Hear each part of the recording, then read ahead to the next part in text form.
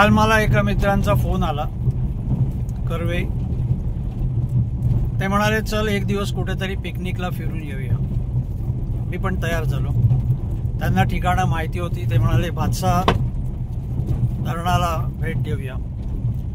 शहापूरच्या पुढे साधारण 25 किलोमीटर अंतरावर भातसा धरण आहे। आता हा जो रस्ता आहे हा आम्ही भातसा धरणाच्या जवळ आहे आणि संपूर्ण झाडी, निसर्ग आणि अवर्णनीय असं निसर्गाचं सौंदर्य बघायला मिळतंय।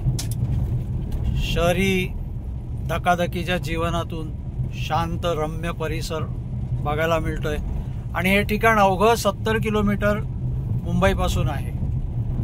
1.5 ते 2 तासात तुम्ही तुमच्या गाडीने येऊ शकता। एक दिवसाची छान पिकनिक होऊ शकते।